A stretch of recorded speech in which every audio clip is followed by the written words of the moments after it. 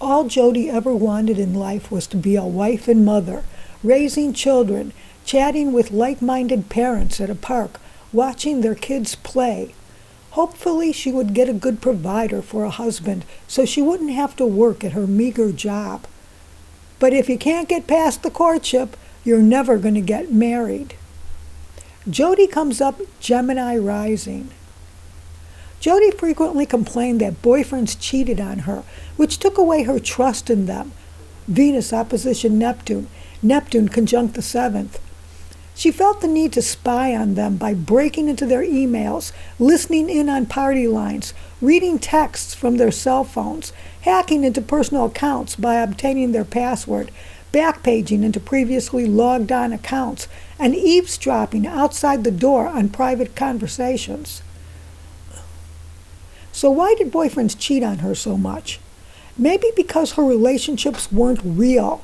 Maybe because she had no sense of psychological protocol. The most common type of psychological protocol is the courtship dance. Women are supposed to be coy, demure, and coquettish to attract men to them. And the men have their own protocol as well.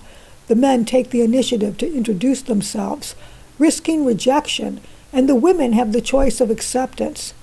Should they become a couple, there's a constant negotiation from here on in. Neither party wants to appear too eager, or one can lose the other's respect. So they play it cool. There is something to be said for playing hard to get. Romance and sex has to be doled out slowly, especially for women if they want to maintain respect. But this protocol appears to be missing with Jodi. She's only too eager to please a man.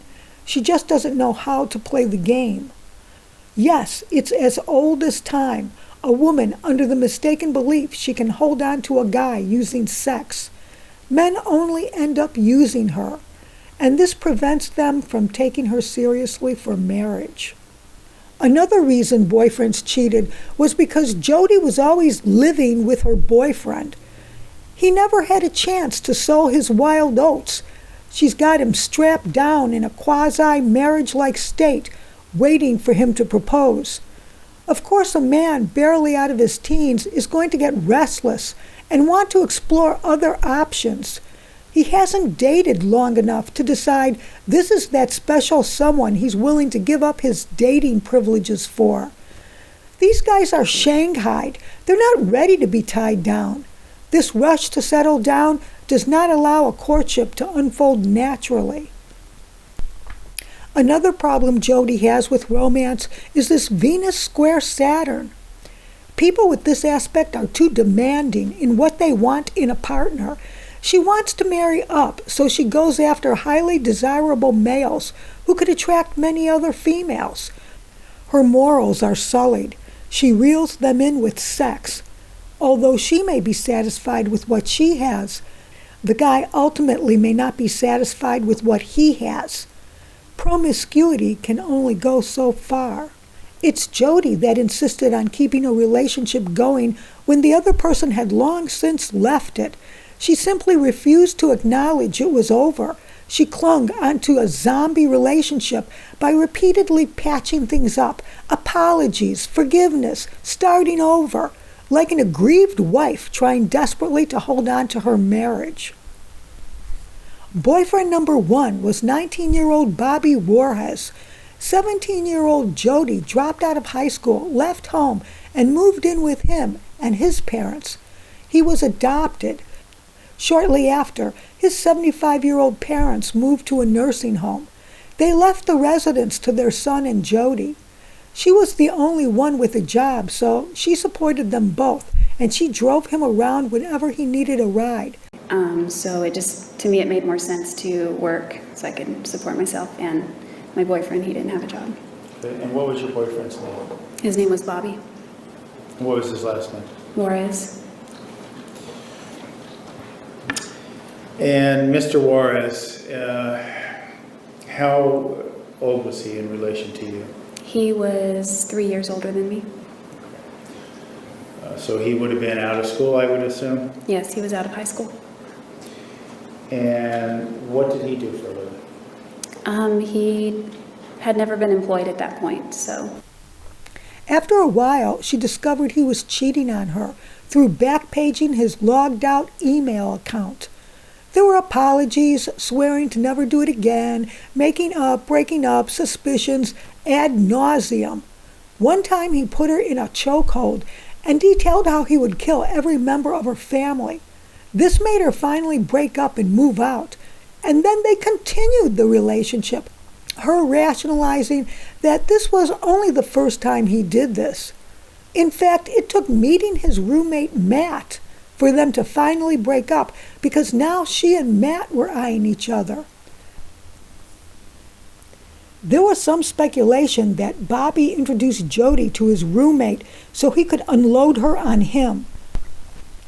Matt was described as being tall and good-looking with dark blonde hair. Soon they were living together. After a while, she discovered he was cheating on her. Jodi drove an hour and a half to confront the woman, Bianca, he was seeing. Bianca said she thought Matt was free, and they had only been seeing each other for 3 weeks, and there had been no intimacy. When Jodi confronted Matt and he confirmed it, she claimed she broke up with him. That's what Jodi says. That's not what Jodi does. There's some speculation that Matt moved out of state and lived with his father in Arizona to be free of Jodi. And yet Jodi still saw them as boyfriend and girlfriend. Yes. And ma'am, at that time, when this was going on, you weren't living with Mr. McCartney, right? No, I was You in had- Ashland. Pardon? I was in Ashland. And he was where? He lived at, well, he had moved away from Crater Lake. He had lived at Crater Lake that summer, and now he moved back to Phoenix with his dad at that point.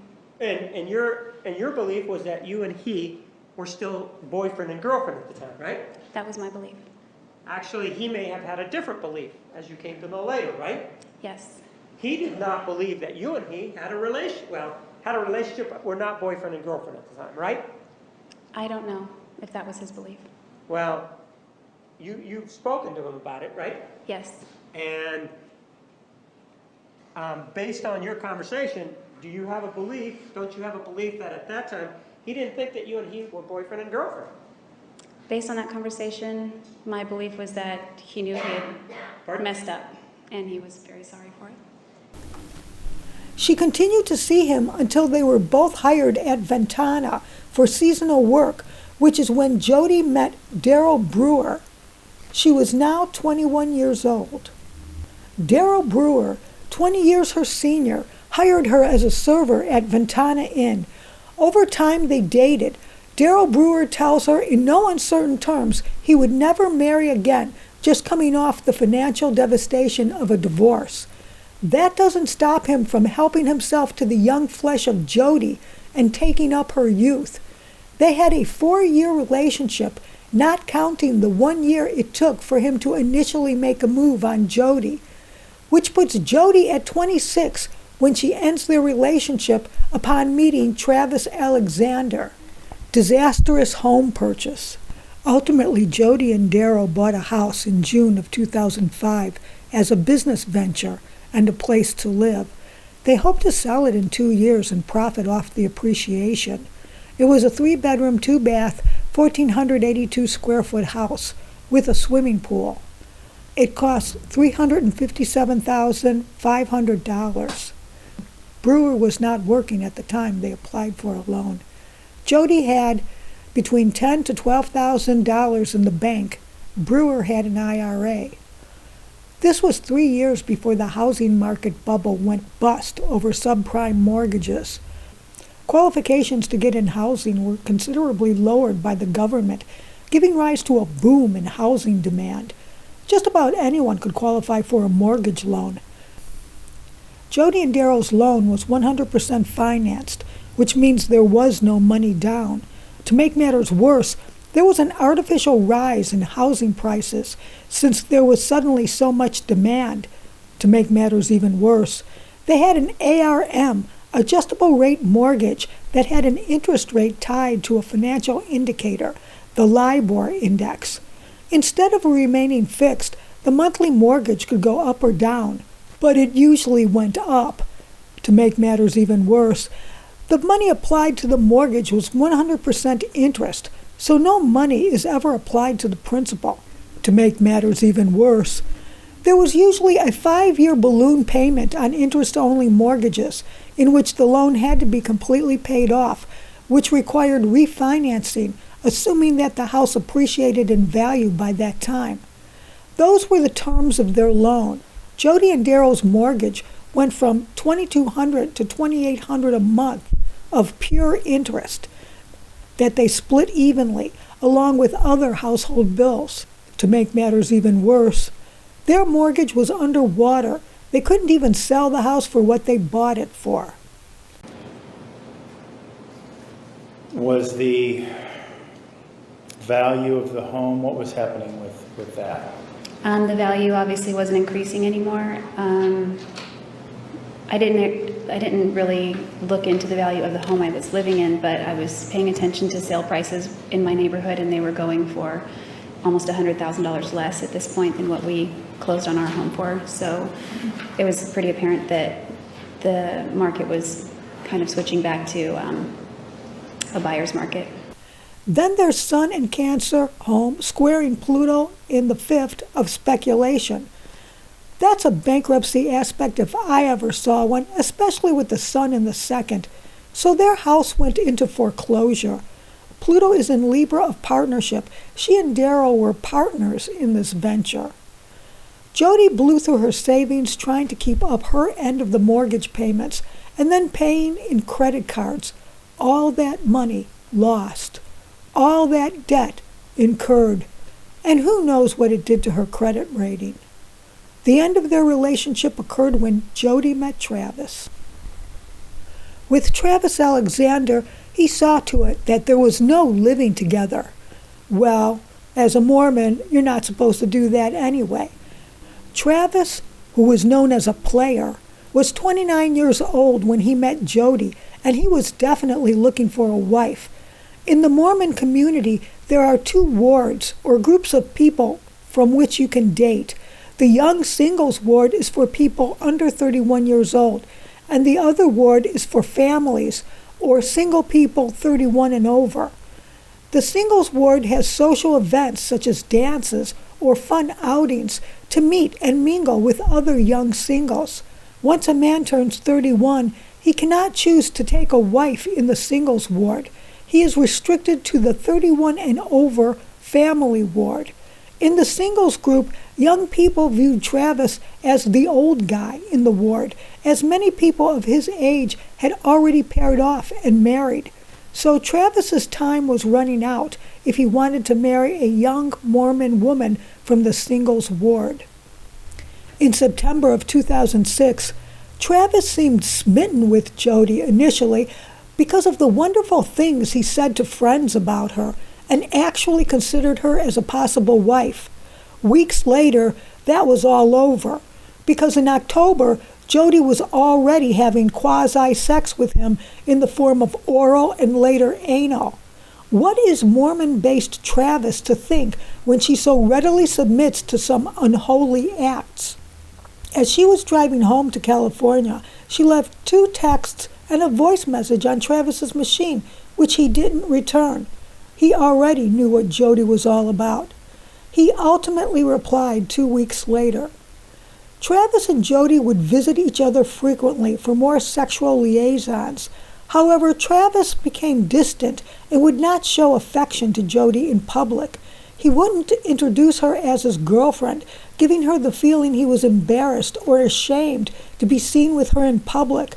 The only time he was affectionate was when they were alone together, or texting, or talking on the phone. Their relationship devolved into midnight sex talk and sex trysts. Jodi was in distress. "Why won't he invite me to come to Arizona?" she would complain to his friend's wife. She became obsessed with marrying him. By early 2007, Travis would encourage Jodi to meet other men. Jodi met one, Abe Abdelhadi, at a prepaid legal conference. They went dining and then browsing through a Barnes & Noble bookstore. Weeks later, Jodi told him she could no longer see him because she was getting back with her ex. He found that odd, as they had only been on one date. In the meantime, she would be telling Travis, "Abe won't stop calling me. He keeps asking me out." She would say the same thing about other men, claiming they wouldn't stop calling her, won't take no for an answer. By February of 2007, Travis finally fell for it, and they became an official boyfriend-girlfriend couple. However, they still lived in separate states, and when they were together, Travis still wouldn't introduce her as his girlfriend. In fact, nothing had changed. By the end of June 2007, they had officially broken up because Jodi learned he was cheating by reading his cell phone text messages behind his back. He had been engaged with various women on romantic escapades. She confronted him, he apologized, but he didn't seem that remorseful, and she ended it. Travis was relieved. No sooner did Jodi arrive home in California, she decided to turn around and move to Mesa, where Travis lived. No, she will tell you, it wasn't because she wanted to be near him. She was originally scheduled to head down to Southern California for work opportunity, but that fizzled out, and apparently there was no other place on the planet of landing a waitress job than in Mesa, Arizona, Mecca of fine dining. Travis's response to all this? He told Jodi, "You have no reason to be in Mesa. You have no friends here. It didn't work out for us. I don't want you that close to me." She's only 4 minutes away from Travis. Jodi was now viewed as an official stalker. She found work at Mimi's Cafe. How ironic. Jodi struggled to get by, so Travis paid her $200 a month to clean his house twice a week. Travis kept his door unlocked. When he first bought the 5-bedroom, 3-bath, 3,700 square foot property, there were 4 bedrooms he could rent out, and Mormons and prepaid legal people were traipsing about, milling in and out like it was Grand Central Station, visiting, crashing at his place, and renting rooms, so there was no point in giving anyone a key. 3 or 4 times a week, Jodi would come in at night through the front door, creep into Travis's bedroom, and have full-flung sex any which way to hell with the church. He started dating Lisa Andrews, a 19-year-old Mormon in his ward. He had already turned 30, and for 5 months he was bugging her to marry him. She told him she was too young. She wasn't ready for this. In the meantime, he and Jodi traveled together on various trips, guided by a book called 1,000 Places to See Before You Die, crossing off each destination as they made it. They shared road expenses. The more time he spent with Jodi on these excursions, the less time he spent with his business. In the meantime, he was simultaneously courting Lisa. When Lisa was at Travis's home, she noticed Jodi's constant presence. Travis told her she was just a friend. In the meantime, he said to Jodi, Lisa was just a friend, although Jodi knew better from her usual mail run. At one point, Jodi confronted Travis and said, "If you're dating someone, it's okay. You can tell me. I won't freak out." Jodi claims he continued to lie, saying he was not seeing anyone else. In the fall, there were incidences of Travis's personal journals stolen. An engagement ring for an ex-girlfriend was missing. His computer had been used and property was out of place. In December, Travis's tires were slashed, and then slashed again the very next day. A few weeks later, Lisa's tires were slashed, all happening when Travis and Lisa were together on dates. Lisa received an anonymous email calling her a shameful whore and to repent. Eventually, they came to believe Jodi was behind all this. We are now in 2008. The housing bubble burst. Properties devalued. Many people associated with a recent housing purchase had their mortgages underwater. Because of that, people couldn't afford expenses like prepaid legal. Travis was broke. He neglected his business, courting Lisa and traveling with Jodi. when he bought his house brand new in 2004 for $250,000, his original monthly mortgage payment was probably around $1,400 by my calculations, including taxes, insurance, and HOA dues. Having the Midas touch, Travis's house appreciated in value by 30% in 2 years. In 2007, he refinanced his house and pulled out $75,000 of equity. He burned through all that money in a year. Around April 2008, he refinanced again, pulling out $80,000 in equity, and his monthly mortgage would have probably been around $2,300 by that time. Travis sought out roommates to help him pay his mortgage, and he was able to rent to 21-year-old Mormon Zachary Billings, whom he charged $450 a month. Zachary spent most of his spare time with his girlfriend and was rarely around. In the meantime, Jodi's credit cards were canceled, and she stopped making payments on her 2004 Infiniti, which she believed would be repossessed. Travis encouraged her to move back to California. She was making his life unlivable. Usually Lisa broke up with Travis, but this time Travis ended his relationship with her abruptly and gave her no clear reason why. Consequently, she ignored him and any further emails he sent to her. She failed to acknowledge him in church. There are several reasons he broke it off with her. One was he was embarrassed that he was broke and not in a position to support a wife and family. The second reason was that he was getting cold feet. Now when Lisa might accept his proposal, he was having second thoughts about real commitment. And third, he set his sights on Mimi Hall. Mimi Hall was smart, beautiful, and successful. Most important, she worked at J.P. Morgan Chase. At 29 years old, she was pretty well established in the workforce and would make a good financial helpmate with what she could contribute to the household income, especially during this period of time when Travis was in the financial doldrums. Travis was afraid he wasn't good enough to date her, but she accepted his invitation. When he started dating Mimi in February, he confided in Jodi that he believed Mimi was the one. He said he was receiving signs from God that Mimi would be his future wife. Jodi was convinced that he and Mimi would soon be married. On his third date with Mimi, Travis came home to find Jodi sleeping in his loft. She claimed she laid down for a while and accidentally fell asleep, but Travis believed she was waiting for him to return from his date. Over the next few weeks, Travis noticed personal possessions missing, along with pages of a book he was writing.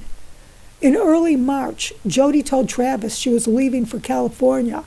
They still continued to sleep together, only now it was just raw sex. In the meantime, Travis was not faring so well with Mimi. He never knew where he stood with her, as she would never give him any feedback. He became self-conscious and lost his confidence. Finally, he broached the subject of commitment, and she shot him down. She saw no chemistry between them. Now Travis was pining away for Lisa. He made overtures, but she wouldn't respond. She claimed she wanted to create distance so that they could both heal. She was firm on not going back to him. Prepaid Legal invited 400 of its top leaders and their companions for an all-expense-paid trip to Cancun, Mexico. Travis, making the cut, invited Jodi to accompany him, according to several of his prepaid legal friends. In April 2008, Jodi geared up a U-Haul to leave. Travis told her, jokingly, if she gets tired, she can always come back and sleep in his bed. She does get tired as she's driving and turns around and goes back to Travis's and stayed there 2 more days. As I was getting ready to leave, he made a joke, kind of saying, if you get tired, you can always turn around and come back and stay in my bed again. Or it wasn't stay in my bed, that was the implication. And so I got on the road, and I got to, I think, Sossaman, I think is the name of the street. It was late when I got on the road. I wanted to get going, but when I get tired at the wheel, I'm almost narcoleptic. So I pulled over to sleep in the seat of the U-Haul. I texted Travis and told him that. He sounded a little bit irritated. So we began, I don't know if I talked to him or called him or texted him back, but I ended up coming back to his house anyway, and I stayed there 2 more days. Okay. Why 2 more days?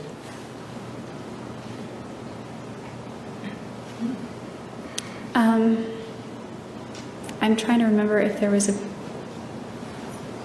I don't know. I know there was a prepaid legal event on the Tuesday that I ended up staying and going to.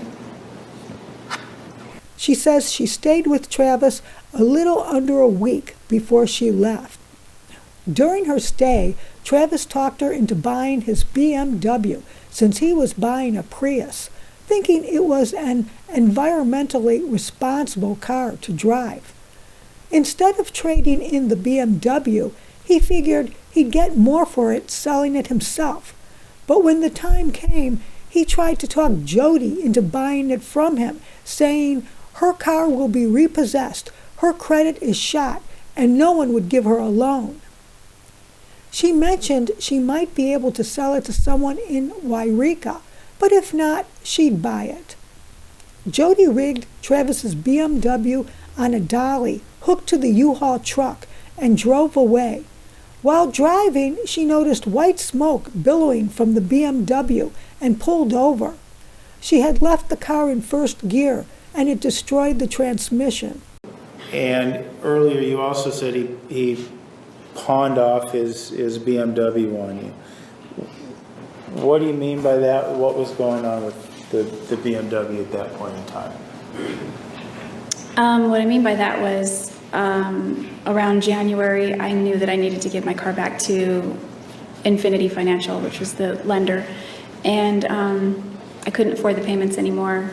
And because I had gone from excellent credit down to having a foreclosure and now soon a repo, and all my credit cards were shot, my credit was shot.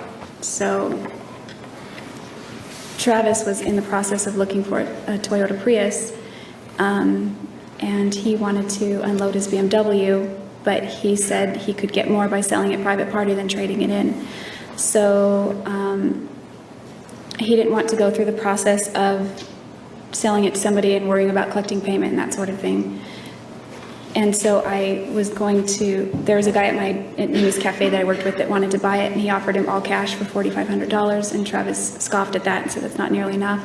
He wanted to sell it for, I think it was $6,000. So he proposed that I buy it because I had to give my car back. He said, your credit's horrible right now, no one is going to lend you a dime, why don't you drive it and you can pay me.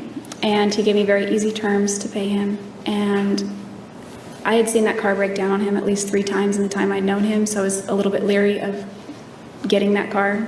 It didn't have a warranty, and one of the reasons I bought the Infinity was so that I didn't have to worry about my car breaking down. So I was reluctant, but his idea at the time made sense to me because I did have to give my car back, so I agreed to do that. And I drove that car out to the U-Haul Center, which was in Apache Junction, and I bought a tow dolly that has the back wheels on the pavement and the front hiked up, and it was attached to my U-Haul truck. And when I drove there, they had the dolly hooked up and instructed me to drive up onto the dolly. So I did that, and I shut off the car, and the U-Haul guy checked it out for me. He took the keys out of the ignition for me and everything, and then he shut it, and I asked him if he would please lock it. He locked it. And then I took off on the road. It was somewhat near the freeway, and as I was hitting the freeway, I tried to speed up, but it seemed like there was a lot of drag on the vehicle, and it wouldn't really go, even though I was flooring it. And there were some cars driving by honking, and I didn't know if they were honking at me, but as that continued, I wondered what was going on, and I looked out the side view mirrors, and I didn't see anything different or strange. But they continued, more vehicles continued to do that, and they were passing me because I wasn't going fast enough. I was trying to go faster, but it wouldn't speed up. And then I looked again in the side view mirrors, and I noticed a ton of white smoke coming out the back on both sides of the U-Haul truck from behind it. And so I knew that wasn't a good sign. So I pulled off the exit the next exit that I came upon, I think I was still in Apache Junction. And I didn't want to take it any further because it looked like it was bad. So I pulled off the exit on the exit ramp, on the shoulder of the exit ramp, and I got out to see what was going on with the car. And ultimately, what did you learn happened to the car? Did it suffer any damage? Yes, the car was left in first gear, and I towed it that way, and it was either the engine or the transmission blew up, and there was black oil all over this white pavement, which was the exit ramp, and it was just going everywhere. With the car towed to a Mesa auto shop, Travis and Jodi used their prepaid lawyers to figure out who was responsible, as it could have been the business that set up the towing rig. She was found to be responsible, so Travis sold it to her for $6,000, with the agreement she would pay at least $100 a month, but more if she could afford it. My question is, why didn't the insurance cover it? The last time she left, he flipped her the double bird. Did you stay with Travis before you moved back? Oh yeah, I did. The last 4 days, or maybe it was somewhere between a week or almost that. Not quite. Here are the pretenses Jodi used to visit Travis. She was reliant on him for daily advice, spiritual questions, moral dilemmas, or she'd just come over and let herself in. The incessant, unasked for, unannounced visiting, the never-ending hanging out, the constant insinuating herself in his life. You were supposed to be gone days ago. Why are you still here? He flipped her the double bird as she pulled out. Remember the exact day that you pulled away from the U-Haul from Mesa for the last time? Not the date, but do you remember the day, what took place? Yes, I had stayed the night at Travis's the night before. The U-Haul was parked down the street and around the corner where there was room, because now my car was on a tow dolly.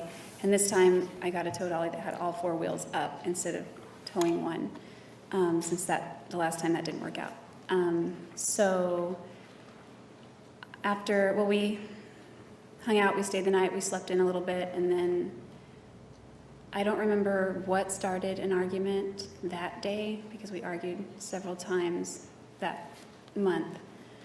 But we were arguing, and I just remember I left crying. I didn't want to leave things that way, but I knew that he'd call me or I'd call him, and there would be apologies, because that was always the cycle. So I felt unsettled leaving things that way, but I just thought, we'll talk about it later, because we were both too upset. So I left. I walked down the block, got into the U-Haul truck, and started to leave. And I thought, I pulled up to the house one more time just to see, if anything. And I called him, and he came out on the front porch, and he came around to the side, and we were talking a little bit more. It seemed like things were going to go well, but then he was still upset, and so then I was still crying. And he went over to the front porch, and he was going to go inside, and I was watching him before I pulled away, and he turned around and flipped me the double bird, and then walked in the house and shut the door, so I just drove away crying. There's another text in which Travis blows his stack on Jodi once again. She talks about a drawing of sentimental value because it was given to her by Travis that she forgot to take on her trip back to Wairika. Travis knows she's up to her old tricks. He figured she left it there deliberately as a pretense to come back and visit. He should have just rolled it up and mailed it back to her. When she moved back to California, he was rejoicing. I feel like I have the biggest burden lifted off my back, and I can live my life again. Once she moved back to her grandparents' house in Wairika, she and Travis resumed their X-rated sex line. On May 1st, Travis convinced Mimi to go with him to Cancun. Because the tickets had not yet been purchased by the trip's organizer, he was able to change the name on the reservations from Jodi to Mimi. Travis notified Jodi of the change in plans, but he claimed he was going alone. He said he was bringing along another person to pay off a debt to a friend. Jodi was understanding, but disappointed. On May 10th, Travis caught Jodi logging onto his Facebook page. "You have no respect for people's privacy, and you dare insult me, of all people. You hate more than love by denying me a human right of privacy countless times. You have a lot of freaking nerve." That night, she recorded her sex conversation with Travis. Some people speculate she may have intended to use it as blackmail to expose Travis's secret sexual life to the Mormon community. In mid-May, Travis got another roommate, Enrique Cortez, who was an acquaintance from church. He had a girlfriend where he spent most of his time. On May 15th, Mimi called Travis and said she just wanted to go to Cancun as friends. On May 25th, Travis caught Jodi hacking into his Facebook account because when he tried to get on it, he was kicked off, which could only mean someone else was using his account. They got into a vicious fight. He called her a sociopath, a whore, the worst thing that ever happened to him. It was 2 days later a police report was filed for a stolen gun at her grandparents' house. It was the same caliber gun that was used to shoot Travis, a .25 automatic. Air signs rising. Air signs rising are freewheeling liars. When I was first attempting to rectify Jodi's chart, I thought she might have Leo rising. Jodi was really concerned about her image, right from the get-go. It's been like weeks since I put makeup on. I'm glad to see this is waterproof. I don't plan to cry, but, I probably won't. I'm ready for my close-up now, Mr. DeMille. But upon viewing one of the videos a second time where she's testifying, I realized she's an awfully good liar. I just never noticed it before. Leo rising is not that good of a liar. Fire signs rising can lie, but they're more awkward. They're not as good as the air signs rising. Nobody is as good as the air signs rising. They sound far more credible when they lie. The air signs rising are slick, slippery, wily, cunning, scheming, sneaky, conniving, calculating, colluding, devious, deceptive, dishonest, plotting, and misleading. They can sidestep, stonewall, bamboozle, hoodwink, trick, dupe, swindle, sucker, spoof, snooker, and con. Better stay away from them. They appeal to your sense of logic and reason. This ability to spontaneously lie is only under the province of air signs rising, especially Gemini.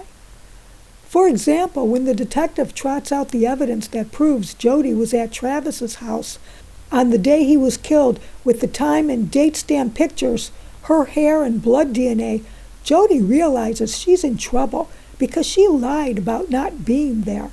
How can she go back and explain the lies she told about getting lost in the desert, the bogus messages she left on Travis's machine, pretending he was alive, her DNA in blood on the premises, and lying about her whereabouts?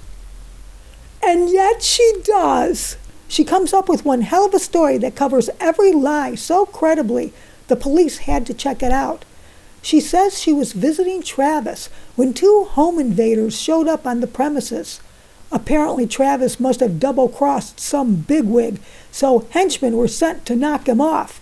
After they finished him, they pointed the gun at Jodi's head and pulled the trigger, but the gun jammed. Then they had a change of heart and decided to let her live. After all, she had nothing to do with this. However, they demanded to see her driver's license and told her if she ever says anything, they know where she lives, and they'll do to her family what they did to Travis. How clever! That explains everything. Her DNA left at the scene of the crime, Travis being killed by someone else, and most important, why she had to lie about her whereabouts. She covered all bases. She also demonstrated this keen talent for lying when a cop pulled her over because her rear license plate was mounted upside down. What happened was she removed the license plate when she entered Travis's neighborhood so that home surveillance cameras wouldn't capture the plate number. But in her haste to put it back on, she put it on upside down. Without missing a beat, she explains, some mischievous boys were eyeing her vehicle when she stopped at a convenience store, and they probably turned it upside down as a prank. The officer didn't even give her a ticket. Her father said she was a pathological liar from when she was young. Childhood. And growing up, they had more than one restaurant, though, right? Yes. And how many restaurants did your family have? Total that I know of,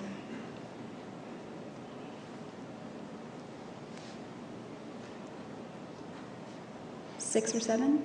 And growing up, there really wasn't any financial problems, was there? Early on, there was not. And early on, there were trips to Disneyland, for example, right? Yes, when I was very young. And when you say very young, we're talking up to 6, 7, or 8, right? Under 10. And during that time, it was what has been described as what you've described as an idyllic sort of environment, right? Yes, somewhat. When Jodi was young, she was willful, disobedient, often running away, prone to extreme anger, which escalated in her teens to rebelliousness and rage. Consequently, her parents were very strict. They spanked her, but when she became a teen, she was hitting back. She and her mother argued constantly. One day, her parents discovered 14-year-old Jodi growing a marijuana plant out of a Tupperware container that she set on the roof so it could get some sun. Her parents called the cops, where she was given a stern talking to. Her parents also searched her room for the first time. After that, Jodi became very distrustful of her parents, lying and hiding things from them. Her father said she had never been honest with them since. Other forms of punishment her parents gave her was grounding her and sending her to her room for weeks without television or phone. So you can see there was a war going on at home. The parents do seem to be overly strict, but they're reacting to Jodi's disobedience, which turns into a vicious circle.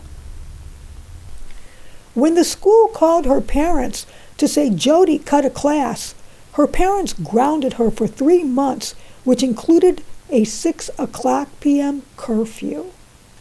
Jodi simply left home and dropped out of high school at the end of her junior year with mostly failing grades, and lived with her boyfriend and his parents. Jodi had written to a friend, "My anger is very destructive. I've kicked holes in walls, kicked down doors, smashed windows, broken things." Ambitions. For professional aspirations, Jodi was interested in photography, Pisces on the 10th, being a professional wedding photographer, 10th house co-ruler Neptune in the 6th, conjunct the 7th of weddings, and becoming a real estate investor, Uranus in the 6th in Scorpio, trine the Sun in Cancer in the money-making 2nd. Ideally, if everything had worked out and if the housing market had continued to increase, which of course it didn't, I think June was the year it peaked, or the month it peaked, then we would have stayed in it for 2 years and either rented it out or flipped it, sold it and tried to reinvest in another house. So you didn't have a plan to be permanently together, whether married or not, you and No, Darren? actually I had hoped to maybe buy him out on the house, if possible, so that I could own it, and then I had ideas of maybe making it into a business investment property. Okay. Her bread and butter work was a waitress. 10th house co-ruler Jupiter in the 4th in Virgo, ruler of the chart in Cancer, along with bartending, in which she got her first job working at her father's restaurant. Sun trine Uranus in the 6th, she got it through connections. She worked the gamut of restaurant jobs, from fast food to high-end luxury hotels. She worked in some of the swankiest restaurants in town, including a Big Sur luxury hotel resort, the Ventana Inn, where rooms went for over $600 a night. Great potential for getting good tips. Sun in the second, trine Uranus and Scorpio in the sixth. Places like this afforded free seasonal staff housing to their employees, as they didn't likely live in the vicinity. Also Sun trine Uranus. She also got involved in prepaid legal, now called Legal Shield, which she didn't care for. Ruler of the 10th Neptune in Sagittarius. Is that something that you believed at the time that she told you that the shot was first? Yes, I actually did believe that. And is that the position that you adopted after she told you that? Yes. Is that your position that you had when you spoke to Dr. Kevin Horn in anticipation of whatever hearing you were going to have? Yes, I maintain that belief. As far as did she shoot or stab first, the prosecuting attorney maintains that she stabbed first, shot last. But there was a video short on YouTube where she actually said she shot first. And that makes the most sense, because Jodi was there to kill Travis, not chase him down the hallway, stabbing him to death. She wanted to get in, get out, and be on her way. So this was her plan, as I see it. Wait for him to get into the shower. This way all traces of her DNA from their love romp would be washed away. She moseys in by taking pictures of him in the shower, something she was known to do because she did it with Darryl Brewer. Now you see that last picture she took of Travis, where he's staring into the camera? He is likely looking down the barrel of a gun. It doesn't look like it, but he's sitting down on the shower floor. Based on what you see there, can you tell whether or not the person's standing or not? To me, he looks like he's sitting. She wants him down there because when she shoots, he'll just slump over. Everything nice and neat. Now, to get that direct shot of Travis's face, she has to be down at his level, so she was crouched. She could easily fall off balance. She gives her little speech on why it all had to come to this, then shoots him squarely in the forehead. But Travis doesn't die. The bullet took a benign path, not hitting anything vital. He was still alert, still watching. So what do you do when the shot doesn't kill him? You shoot him again. But the gun jammed. The model she was using was known to jam on the second round. This doesn't go unnoticed by Travis. He's mad as hell and is getting up to grab her. She can't allow Travis to get near and overpower her. So as a distraction, she tosses the camera into the air, as evidenced by the picture it took of the ceiling. This forced Travis to catch it before his brand new expensive camera crashed to the ground. It also gave Jodi time enough to scamper to her feet and run out of the bathroom. Remember this famous picture of all the pooled blood on the bathroom sink? People theorized that Travis was probably examining his gunshot wound in the mirror. His face would have to be bloody because look at all the blood dripped on the sink. In the meantime, Jodi is panicked. She can't leave a live witness to what she did. Her future is at stake. She runs downstairs to the kitchen to get the biggest knife she can find. She comes back up the stairs and stands at the bathroom doorway. They face each other. She can't get too close to him because he could take the knife away from her. She manages to nick an artery of his heart. Now blood, the heart pumps, is gushing out. He's weakening by the second. There were defense wounds on his hands indicating he grabbed the blade of the knife.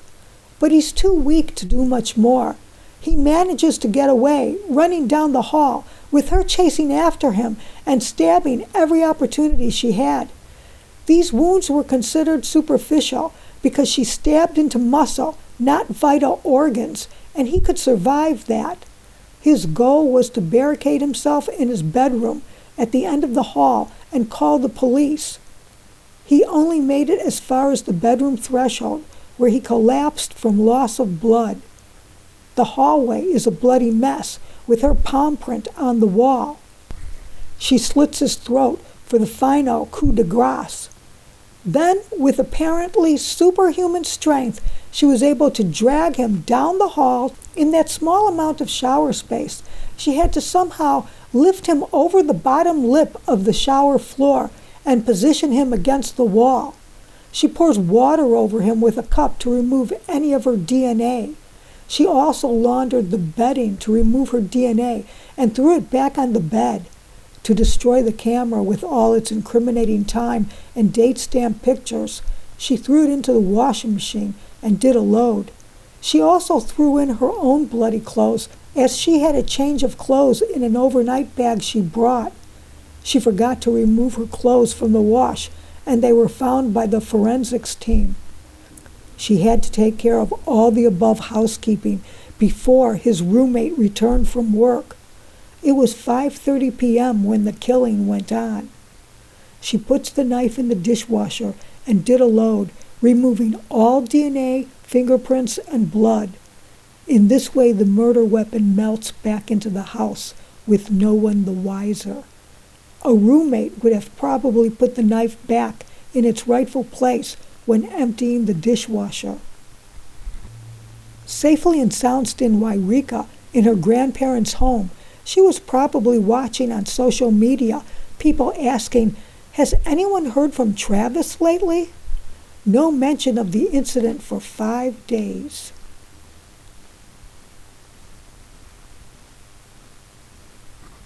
There had to be a catalyst that caused Jodi to drive back to Mesa, Arizona to murder Travis. What happened that tipped her over the edge? To me, it's two things: the Mimi incident and the BMW incident. Both of these involve huge feelings of rage. From her perspective, how could Travis confide in Jodi that Mimi was the one after only a date or two? For 2 years, Jodi worked on Travis, spending time with him, spending money, neglecting work, traveling with him, giving him as much sex and phone sex as he desired, but never getting that sought-after proposal. And yet, he's willing to hand over that elusive proposal to a woman he's known only a few weeks? What a slap in the face. And then the BMW incident. It is unfortunate Jodi had to experience that mishap, but Travis should have written it off. For starters, Jodi claimed she had an all-cash offer of $4,500 from someone she worked with that Travis refused because he said it was worth more.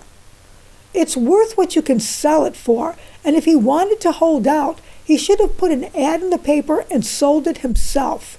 But it's a lot easier to use his sales talk on Jodi and dump that responsibility on her. There was no negotiating on the price. He wanted $6,000, a phantom figure that has never been proven out by legitimate buyers. Jodi was destitute. Her only salvation was living off the charity of her relatives, in this case her grandparents, who could offer her free room and board. Trines from the 12th, charity.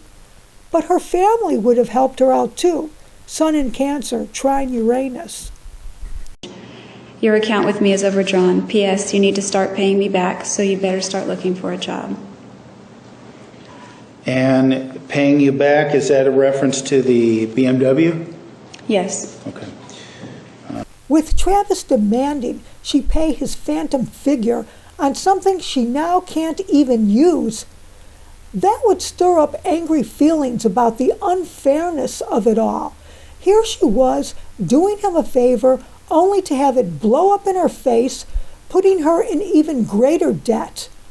He has a nice house to live in. He has a good job making good money, nearly $100K a year. He has the roommates to help him pay his mortgage. He has the ability to refinance his house if needed. Yet he's trying to squeeze $6,000 out of a destitute person? What kind of Scrooge is he? She probably expected him to waive it. A $100 check from Jodi was found on Travis's desk after all the carnage. That could be the reason he let her in on that fateful night, so she could drop off the check. As good a guy Travis was to his friends and family, he was equally rotten as a boyfriend. In his early 20s, he spent 3 years with an ex-girlfriend, Deanna, who was 1 year younger than him. And when he still didn't marry her, she asked why. But he says that he just felt bad for dating me for so long, and that this was a time in my life when I should be getting married, and that he thought that now I was beyond that point of getting married. He told her she was too old for him. No, he wanted a young wife. So he took 3 years of her youth, got her to engage in sex with him, and then moved on to someone else. Or did he, in Deanna's eyes?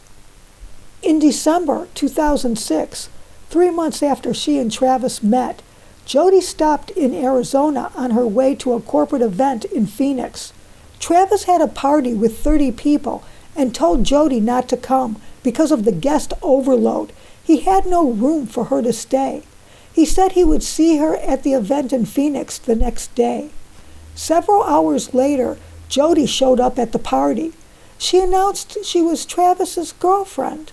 Travis tried to make light of her announcement, claiming that they just went on a few dates. He was worried because Deanna was there. He told Jodi to stay away from his ex-girlfriend because she was emotionally unstable. She would freak out. Oh, really? Or could it be Travis did not want these women sharing notes, only to discover he's seeing both of them steadily? It would be easy for Travis to have an affair going with Deanna because she lived in Phoenix and he lived in Mesa, just as it's easy for him to have a simultaneous affair with Jodi because she lived in California. So he's juggling these two out-of-town women, implying each of them is his steady, and he's still free to pursue someone new. When Travis was with Lisa and Jodi, he lied to both of them that there was no one else. He broke it off with Lisa to pursue Mimi. After Lisa put up with the tire slashing, the vulgar note, Jodi spying on them on dates, Travis tosses Lisa aside for Mimi.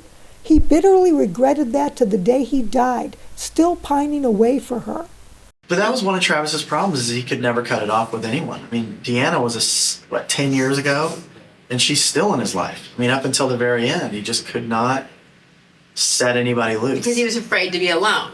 In any case, Travis may have suffered a horrible fate, but when you play with people's feelings, you're playing with fire.